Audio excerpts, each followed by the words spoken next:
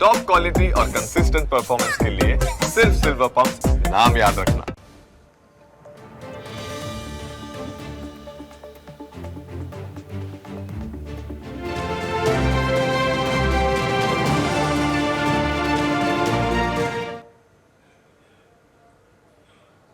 નમસ્કાર, debate of the day માં આપનું સ્વાગત છે. આપની સાથે હું છું ઝિંકલ. રાજ્યમાં છેલ્લા 2-3 દિવસથી વરસાદનું જોર ભલે ઘટી ગયું હોય, પરંતુ આગામી 2 થી 3 દિવસમાં વરસાદનો વધુ એક ખતરનાક રાઉન્ડ શરૂ થવાનો છે. ગુજરાત પર અપર એર સર્ક્યુલેશન અને monsoon trough, cyclonic circulation, deep depression અને તે સહિત કુલ 4 સિસ્ટમ સક્રિય થઈ છે. આ દરમિયાન રાજ્યના જાણીતા હવામાન નિષ્ણાંત અંબાલાલ પટેલ દ્વારા ફરી એકવાર જળ તાંડવની આગાહી કરવામાં આવી છે. આ મુજબ રાજ્યમાં 30 જુલાઈથી 3 ઓગસ્ટ સુધીમાં મેઘરાજા પોતાનું રૌદ્ર સ્વરૂપ બતાવી શકે છે અને ભારે વરસાદ ખાબકી શકે છે. તો હવામાન વિભાગ દ્વારા પણ આગાહી કરવામાં આવી છે કે રાજ્યમાં આગામી 3 ઓગસ્ટ સુધી સાર્વત્રિક વરસાદની સંભાવના છે. ખાસ કરીને 30 જુલાઈથી વરસાદની તીવ્રતા વધે તેવી શક્યતા છે. રાજ્યમાં સરેરાશ વરસાદ અત્યાર સુધી કેટલો રહ્યો? સરેરાશ 55.17% જેટલો વરસાદ નોંધાયો છે. અત્યાર સુધીના જે વરસાદી આંકડા છે તે સામે આવી રહ્યા છે. કચ્છમાં 19.05% જેટલો સરેરાશ વરસાદ અત્યાર સુધીમાં નોંધાયો છે. તો તમામ વિસ્તારોમાંથી વરસાદી આંકડા સામે આવી રહ્યા છે. તમામ જગ્યાએ કેટલો વરસાદ નોંધાયો? રાજ્યમાં સરેરાશ 55.17% વરસાદ, કચ્છમાં 19.05%, જ્યારે ઉત્તર ગુજરાતમાં 42.16% સરેરાશ વરસાદ નોંધાયો છે. મધ્ય ગુજરાતની વાત કરીએ, મધ્ય ગુજરાતમાં 47.79% જેટલો સરેરાશ વરસાદ નોંધાયો છે. અને જો સૌરાષ્ટ્રની વાત કરવામાં આવી તો સૌરાષ્ટ્રમાં 43.98% જેટલો સરેરાશ વરસાદ હાલમાં નોંધાઈ ચૂક્યો છે. દક્ષિણ ગુજરાતમાં 78.42% જેટલો વરસાદ નોંધાયો છે. અને છેલ્લા 24 કલાકના જે આંકડાઓની વાત કરીએ, છેલ્લા 24 કલાકમાં હાલ કેટલો વરસાદ નોંધાયો છે તેની આપણે વાત કરીએ. છેલ્લા 24 કલાકમાં રાજ્યમાં સરેરાશ 8.16 મિલીમીટર જ વરસાદ નોંધાયો છે. અને છેલ્લા 24 કલાકમાં 27 જિલ્લાના 155 તાલુકામાં વરસાદ. રાજ્યના 13 ડેમ 100% જેટલા ભરાઈ ચૂક્યા છે. 13 જેટલા ડેમો છે જે લગભગ 100% ભરાઈ ગયા. 70%થી 100% ભરાયેલા 26 જેટલા ડેમો છે જે 70થી 100% જેટલા હાલમાં ભરાયેલા છે. તો જે વરસાદ છે તેના કારણે ડેમો ભરાઈ ગયા છે. 50%થી 70% જે ડેમો ભરાયા છે તેના આંકડાની વાત કરીએ, 29 ડેમો છે કે જે 50%થી 70% જેટલા ભરાયા છે. અને 25થી 50% જેટલા 55 ડેમો છે કે જે 25થી 55% જેટલા ભરાયા છે. અને 25% કરતાં પણ ઓછા કેટલા ડેમ છે? તો 83 ડેમ હજુ પણ 25% કરતાં પણ ઓછા નોંધાયા છે. એટલે 83 જેટલા ડેમ છે કે જે હજુ પણ ઓછા નોંધાયા છે. અને આ જ મુદ્દે આજે ડિબેટ ઓફ ધ ડેમાં આપણે ચર્ચા કરવી છે. આ ચર્ચામાં આપણી સાથે જોડાઈ ગયા છે પરેશ ગોસ્વામી, હવામાન નિષ્ણાંત, અને આથ્રેયા શેટ્ટી, હવામાન નિષ્ણાંત. તો સૌથી પહેલાં બંને મહેમાનોનું સ્વાગત છે. પરેશભાઈ, આપને પ્રશ્ન કરીશ કે 2 થી 3 દિવસમાં વરસાદનું જે જોર છે એ થોડું ઘટ્યું છે. થોડા દિવસો પહેલાં આપણે જોયું કે અનેક વિસ્તારોમાં મુશળધાર વરસાદ નોંધાયો હતો. કેટલાક વિસ્તારોમાં પૂર જેવી પરિસ્થિતિ પણ જોવા મળી. અનેક વિસ્તારોમાં પાણી ભરાવાની સમસ્યા જોવા મળી. 2-3 દિવસથી વરસાદે વિરામ લીધો છે, પરંતુ હવે એક એવી આગાહી સામે આવી રહી છે કે આગામી સમયમાં ફરીથી એકવાર ભારેથી અતિ ભારે વરસાદ માટે તૈયાર રહેવું પડશે. તો વરસાદને લઈ ગુજરાતમાં ક્યાં કેવી પરિસ્થિતિ રહેશે? આગામી 7 દિવસની જો આગાહીની વાત કરવામાં આવે તો શું આગાહી છે? જી પરેશભાઈ. જોવા જઈએ તો આમ તો ગત અઠવાડિયે ગુજરાતની અંદર સાર્વત્રિક વરસાદનો સારો એવો રાઉન્ડ આવી ચૂક્યો છે, જેમાં લગભગ 95 થી 97% વિસ્તારમાં વરસાદ નોંધાયો હતો. 2-5% વિસ્તાર એમાં પણ કદાચ વરસાદથી વંચિત રહ્યા હશે અથવા તો ઓછો વરસાદ પડ્યો છે. પણ એકંદરે બંગાળની ખાડીની સિસ્ટમ હતી, ખૂબ મજબૂત સિસ્ટમ હતી, જેને કારણે સાર્વત્રિક વરસાદ નોંધાયો. એ જે વરસાદના રાઉન્ડમાંથી હજુ ગુજરાત છે એ મુક્ત થઈ રહ્યું છે. એની સાથે જ અત્યારે ફરીથી બંગાળની ખાડીની અંદર એક નવી સિસ્ટમ બની છે. જો કે છેલ્લા 2 દિવસથી એ સિસ્ટમ છે બંગાળની ખાડીમાં આકાર લઈ રહી હતી. એ સિસ્ટમ છે મજબૂત બની અને ગત રોજ એ સિસ્ટમ છે ઓડિશા ઉપર એનું લેન્ડિંગ થયું છે અને આજે એ સિસ્ટમ છે થોડીક વધુ મજબૂત બની છે. અત્યારે એ સિસ્ટમની કેટેગરી છે ડીપ ડિપ્રેશનની છે અને આ સિસ્ટમ સતત પશ્ચિમ દિશામાં આગળ વધી રહી છે, એટલે કે ગુજરાત તરફ આગળ આવી રહી છે. અત્યારે આગળ ઉપર જોવા જઈએ તો સાયક્લોનિક સર્ક્યુલેશન હોય અથવા તો એન્ટી સાયક્લોન હોય અથવા તો વેસ્ટર્ન ડિસ્ટર્બન્સ હોય કે કોઈ બીજા મોન્સૂન ટ્રફ હોય, તમામના જે કહી શકાય કે જે સંકેતો છે એ એવા મળી રહ્યા છે કે આ ગુજરાત તરફ આ સિસ્ટમ આગળ વધવાની છે. જો કે આ સિસ્ટમ છે એ મધ્યપ્રદેશ સુધી પહોંચે તો એક વખત નબળી પણ પડશે. જે ડીપ ડિપ્રેશન છે એમાંથી નબળી પડીને ડિપ્રેશન, વેલમાર્ક લો પ્રેશર, ત્યારબાદ લો પ્રેશરમાં પરિવર્તિત થઈ શકે છે. અને ગુજરાતની અંદર 30 તારીખ આસપાસ આ સિસ્ટમ છે છોટાઉદેપુર થી લઈ અને રાજપીપળા સુધીનો કોઈ પણ વિસ્તાર છે ત્યાંથી આ ગુજરાતની અંદર પ્રવેશ કરે એવી સંભાવનાઓ દેખાઈ રહી છે. જ્યારે પણ સિસ્ટમ પ્રવેશ કરશે એટલે ત્યારે તો એની જે કેટેગરી છે લો પ્રેશર અથવા તો વેલમાર્ક લો પ્રેશર હશે, પણ એ સિસ્ટમ ત્યાંથી ગુજરાત ઉપર પ્રવેશ કરશે એટલે એનો જે શિયર ઝોન હોય છે એ અરબ સાગર સુધી લંબાશે અને શિયર ઝોન અરબ સાગર સુધી લંબાશે તો અરબ સાગર પણ અત્યારે સક્રિય છે, એમાં કરંટ છે, જેને કારણે આ સિસ્ટમને પૂરતો ભેજ આપવાનું અને એનર્જી આપવાનું કામ કરશે. એટલે અરબ સાગરની મદદથી પણ આ સિસ્ટમ ગુજરાત ઉપર આવ્યા બાદ પણ વધુ મજબૂત થવાની છે, જેથી કરીને 30 જુલાઈથી લઈ અને 4 ઓગસ્ટ સુધી રાજ્યના અનેક વિસ્તારની અંદર સાર્વત્રિક વરસાદ થવાની સંભાવનાઓ છે. જો કે એમાં અમુક વિસ્તાર એવા છે કે ત્યાં ભારેથી અતિ ભારે વરસાદ નોંધાઈ શકે છે, જેની અંદર છોટાઉદેપુર, રાજપીપળા, સુરત, અંકલેશ્વર, ભરૂચ, વડોદરા, આણંદ, નડિયાદ, ખેડા, અમદાવાદ, ભાવનગર અને બોટાદ જેવા વિસ્તાર છે કે આટલા જિલ્લાઓની અંદર ભારેથી અતિ ભારે વરસાદની સંભાવનાઓ છે. ઉત્તર ગુજરાતનું જે કઈ પાટણ, મહેસાણા, બનાસકાંઠા, સાબરકાંઠા, અરવલ્લી અથવા તો જે વાવ, થરાદ જેવા વિસ્તાર છે એની અંદર પણ એકંદરે મધ્યમથી સારો વરસાદ છે એ નોંધાય તેવી શક્યતાઓ છે. જોકે આ રાઉન્ડ દરમિયાન ઉત્તર ગુજરાતની અંદર અત્યારે જે સિસ્ટમનો ટ્રેક છે એ મુજબ અતિવૃષ્ટિ જેવા વરસાદની સંભાવનાઓ ઓછી છે. જો આવનારા સમયની અંદર 2 ટ્રેક બતાવવામાં આવ્યા છે, જેમાં એક ટ્રેક અત્યારે વધુ સંભાવના છે કે છોટાઉદેપુર થઈ વડોદરા, ભાવનગર, બોટાદ, મોરબી, સુરેન્દ્રનગર આસપાસ થઈ અને કચ્છ અને પશ્ચિમ સૌરાષ્ટ્રના વચ્ચેના ભાગો તરફ થઈને પશ્ચિમ દિશામાં આગળ ચાલે. જો આ પ્રમાણે ચાલશે તો ઉત્તર ગુજરાતમાં અતિવૃષ્ટિની સંભાવના ઘટી જશે. પણ જો એ સિસ્ટમ થોડીક પણ ગુજરાત ઉપર આવી અને ઉત્તર તરફ ખસે એટલે કે ગાંધીનગર થઈ અને જો બનાસકાંઠા તરફ જાય તો ઉત્તર ગુજરાતમાં પણ આ જ પ્રકારે ભારે વરસાદ વરસી શકે છે. પણ એક વાત બાકી છે કે ગુજરાતની અંદર ફરીથી 30 થી 4 તારીખ દરમિયાન જે રાઉન્ડ આવી રહ્યું છે એમાં અનેક જિલ્લાની અંદર ભારેથી અતિ ભારે વરસાદ હશે, તો અમુક જિલ્લામાં હળવાથી સામાન્ય અને મોટા ભાગના વિસ્તારની અંદર મધ્યમ વરસાદ જોવા મળે તેવી શક્યતાઓ હાલ અમને દેખાઈ રહી છે. बिल्कुल, આપણી સાથે हवामान निष्णांत आथरिया शेट्टी पण जोड़ाला है। आथरिया जी, आपने परेश जी को सुना, आपके मुताबिक नेक्स्ट वीक में गुजरात में बारिश को लेके कैसा माहौल रहने वाला है? जी नमस्कार। तो पहले तो जैसे परेश जी ने कहा, बिल्कुल अभी जो सिस्टम आ रहा है बंगाल की खाड़ी से वो आज उड़ीसा पर स्थित है। फिलहाल एक डिप्रेशन या डीप डिप्रेशन के रूप में है। वो अभी आगे और 3-4 दिनों में धीरे धीरे और पश्चिम की तरफ बढ़ेगा। दक्षिण मध्य प्रदेश से होकर, इंदौर से होकर गुजरात और खासकर जो दाहोद का जो ज़िला है वहाँ तक पहुँचेगा लगभग 30 तारीख को। और जैसे ही वहाँ तक पहुँचेगा, वहाँ पे अभी क्या है कि जो फिलहाल जो गुजरात पर बारिश थोड़ी रुकी हुई है, उसका कारण है कि जो पाकिस्तान अफगानिस्तान साइड से फिर से एक बार सूखी हवाएं गुजरात पर बहने चली है, जिसके कारण जो हवा में जो नमी रहती है वो थोड़ी कम हो गई है, इसलिए बारिश में थोड़ी कमी आई है। अभी भले ही ये सिस्टम आएगा गुजरात की तरफ, लेकिन मेरा अनुमान ऐसा कहता है कि ये पूरी तरह गुजरात पर असर नहीं करेगा। ज़रूर गुजरात पर असर रहेगा, लेकिन खासकर इसका ज़्यादा असर दक्षिण गुजरात और पूर्वी गुजरात के इलाकों में देखने मिलेगा। यानी जैसे दाहोद हो गया, पंचमहाल, अरवली, छोटा उदेपुर, भरूच, वडोदरा और सूरत से लेके फिर नीचे नवसारी और डांग के कुछ इलाकों में, नर्मदा तापी के इलाकों में, मेरे हिसाब से इन इलाकों में सबसे ज़्यादा असर देखने मिलेगा इस सिस्टम का, जहाँ पे मध्यम से भारी और कुछ जगहों पे अति भारी बारिश भी देखने मिल सकती है।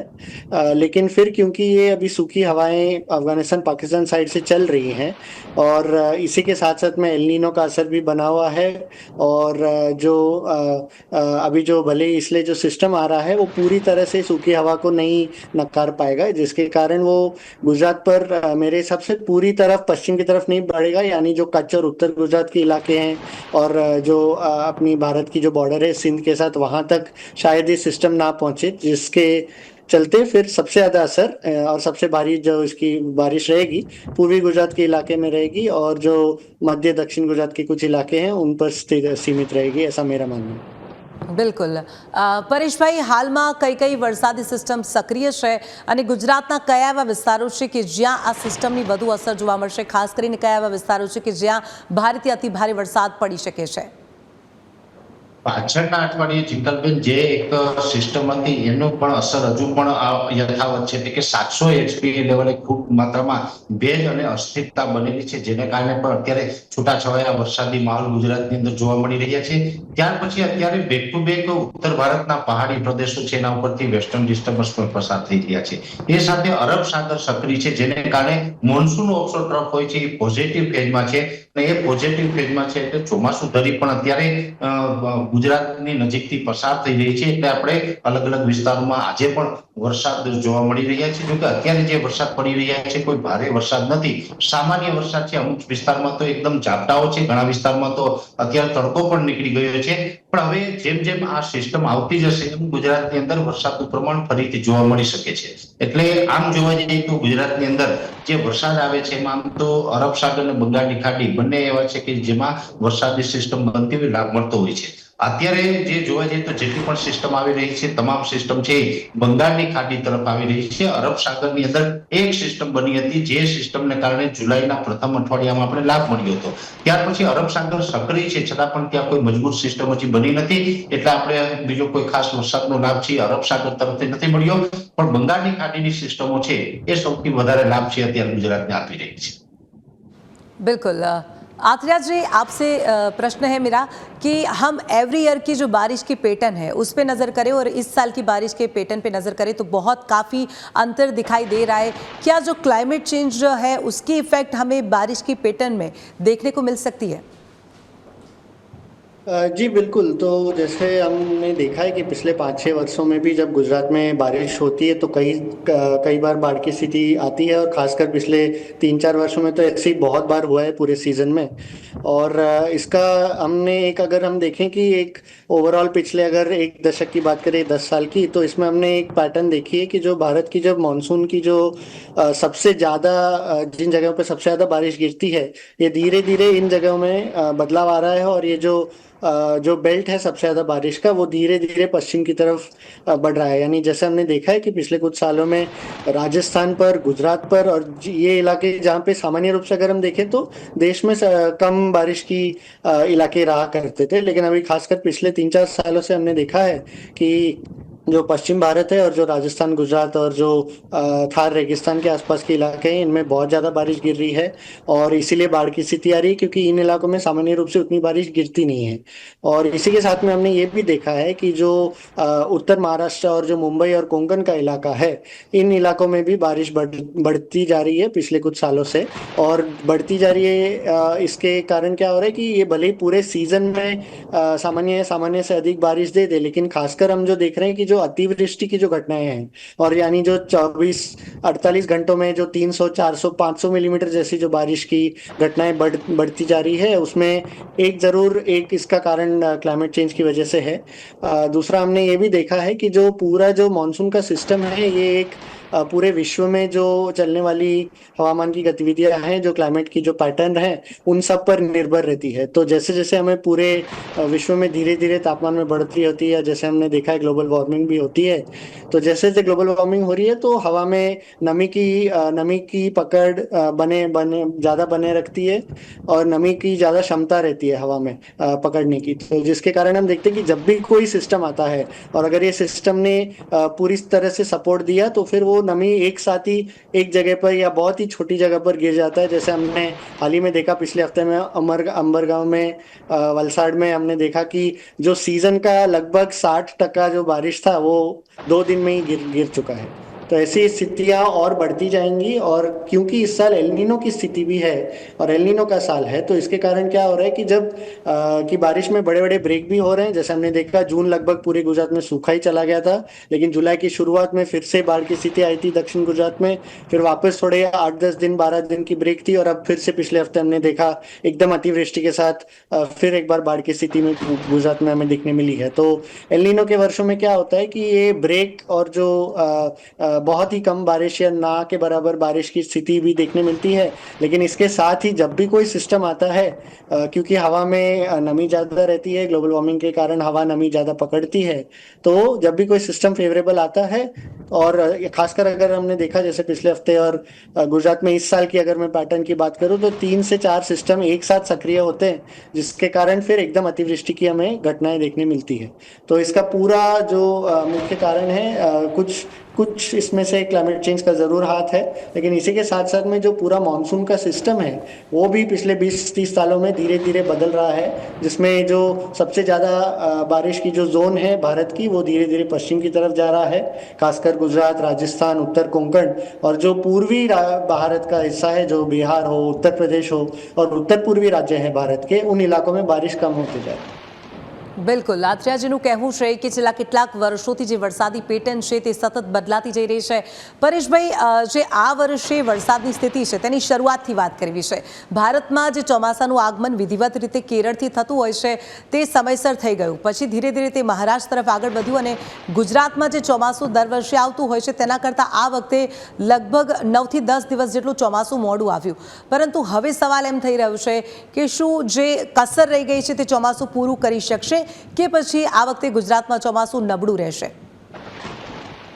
આમ જોવા જઈએ તો ગુજરાતની અંદર કદાચ માની લઈએ કે 85 થી 90% સુધીના વિસ્તારની અંદર જો સરેરાશ ચોમાસાનો વરસાદ છે એ 90% પ્લસ થાય, એટલે કે 92-93% આસપાસ થઈ જાય છે, તો એ ચોમાસાને આપણે નબળું ન કહી શકાય। દરેક જગ્યાએ જળાશયો ભરાઈ જાય, પાણીની વ્યવસ્થા થાય તો મધ્યમ પ્રકારનું ચોમાસું કહેવાય। આમ તો સામાન્ય ચોમાસું છે ને 96% થી લઈને 106% સુધી વરસાદ પડે એને સામાન્ય ચોમાસું કહેવામાં આવે છે।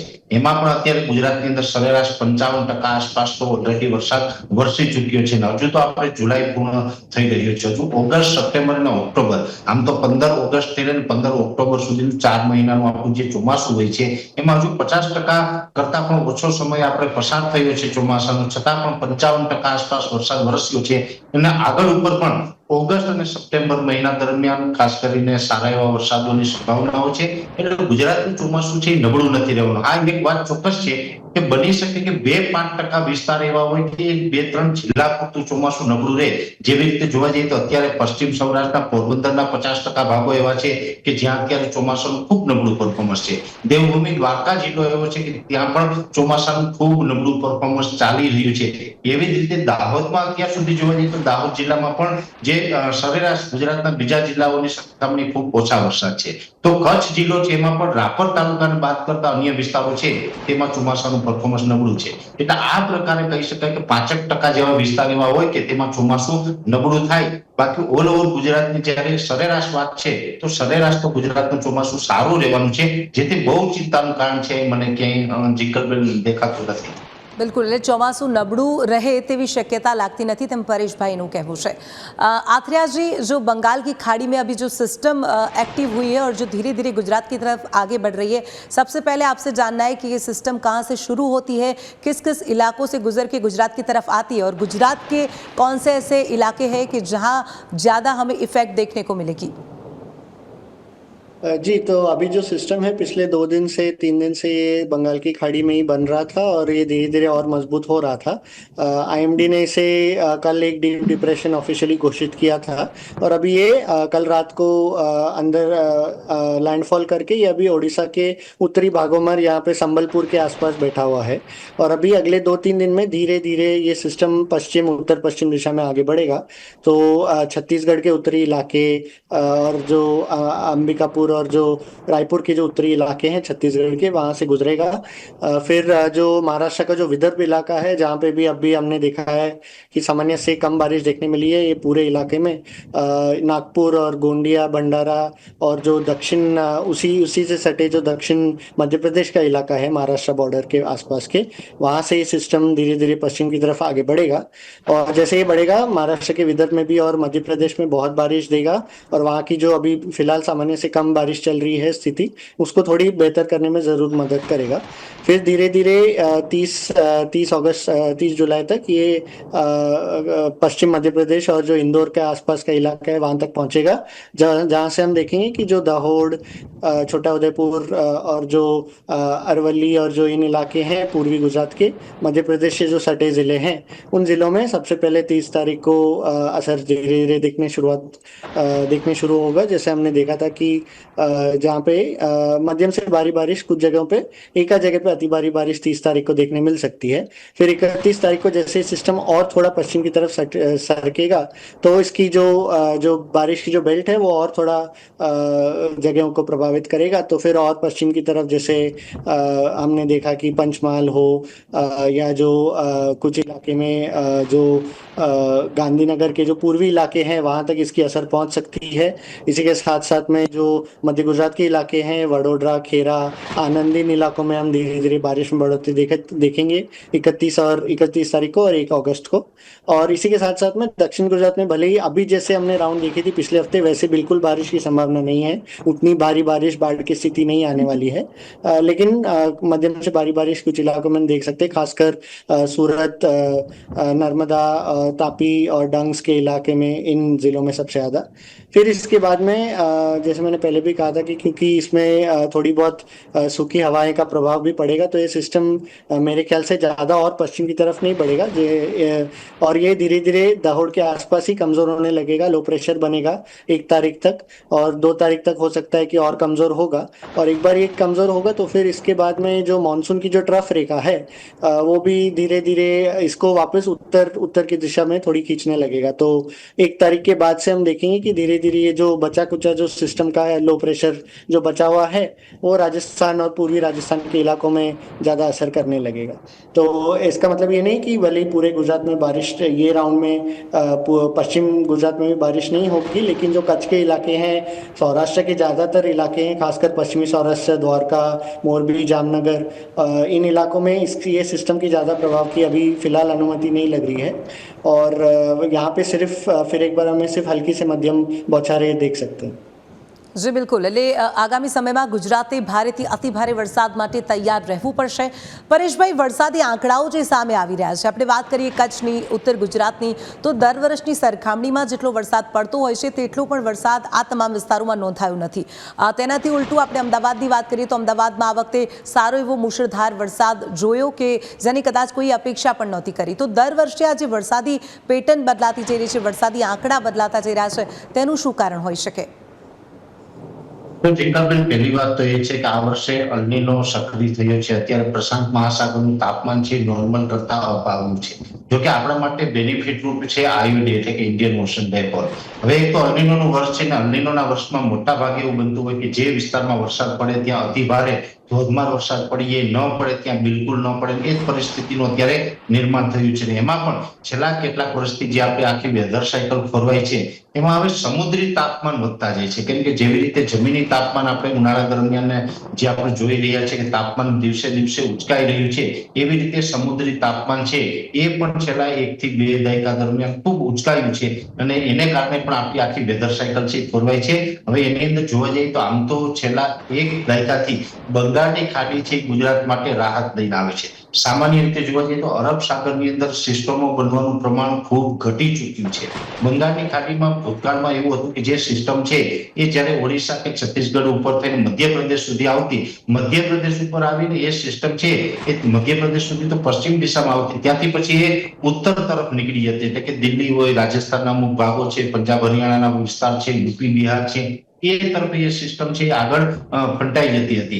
પણ છેલ્લા અમુક વર્ષથી જે આખું ક્લાઇમેટ ચેન્જ થયું છે એને કારણે એક આપણા માટે ફાયદારૂપ વાત એ છે કે બંગાળની ખાડીની સિસ્ટમ છે મધ્યપ્રદેશથી ઉત્તર તરફ ખસવાની જગ્યાએ પશ્ચિમ તરફ આવે છે, જેને કારણે આપણે બંગાળની ખાડીના પણ સારા વરસાદના લાભ મળતા થયા છે.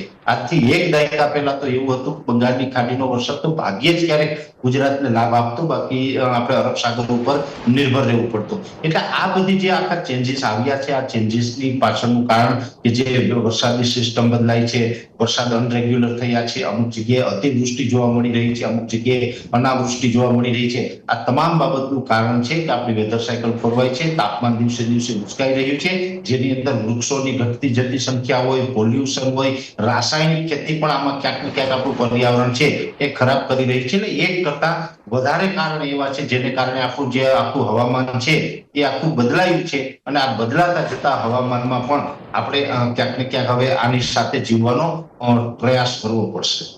जी अथरिया जी, मेरा लास्ट क्वेश्चन है आपसे कि गुजरात में जो सिचुएशन होने वाली है, गुजरात के लोगों को आप क्या अपील करना चाहते हैं?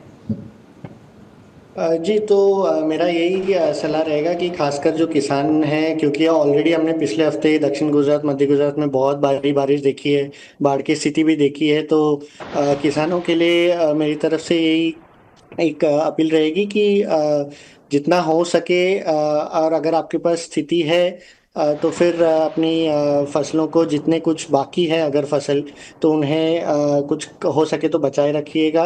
और ख़ासकर क्योंकि ये एल नीनो का साल है तो हमें पता नहीं आगे का 2 महीना और जो बारिश का बाकी है कैसा रहेगा। ऐसा भी हो सकता है कि 2-2.5 हफ्ते पूरी सूखा भी पड़ सकता है फिर से, वो खतरा हमेशा मंडराता रहता है एल नीनो के साल में। तो इसीलिए जब भी बारिश आए, अगर आपके पास सुविधाएं हैं तो पानी बचाए रखें, ताकि आगे जाकर सूखी जब स्पेल अगर आए तो आपको सिंचाई में इसकी मदद हो। इसी के साथ साथ में सरकार को भी ये देखनी चाहिए कि जो किसान हैं और जो आम नागरिक है उनको ये जो हम 3 या 4 दिन पहले हम चेतावनी देते हैं कि भारी बारिश की राउंड आने वाली है, तो उसी को अपने डिजास्टर प्लानिंग में भी उसी को ये जो एडवाइस है उसी को शामिल कीजिएगा।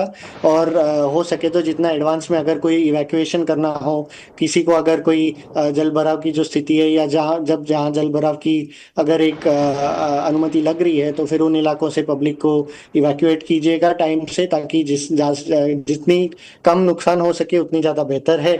और इसी के साथ साथ में बाकी तो पूरे कुदरत के ऊपर निर्भर है, प्रकृति के ऊपर निर्भर है, हम ज़्यादा कुछ कर नहीं सकते, लेकिन अपनी छोटी सी एक भूमिका निभा सकते हैं कि जो खेती है अगर इसे धीरे धीरे एक ऑर्गेनिक की तरफ या रसायन कम करने की खेती की तरफ अगर आगे जाए तो फिर आगे जाकर जो ज़मीन है और जो मिट्टी है उसमें धीरे धीरे जान आएगी, और आगे जाकर ये प्रकृति को भी एक छोटी सी रूप में एक ये प्रकृति को भी मदद करेगा, प्रकृति को और सक्षम करेगा।